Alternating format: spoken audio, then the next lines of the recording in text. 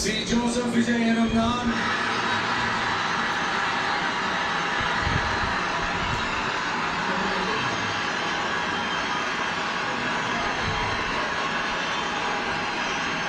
சட்டப்படி அமைக்கப்பட்ட இந்திய அரசியல் அமைப்பின்பால் உண்மையான நம்பிக்கையும் மாறா பற்றுடன் என்றும் இந்திய நாட்டின் ஒப்பில்லாத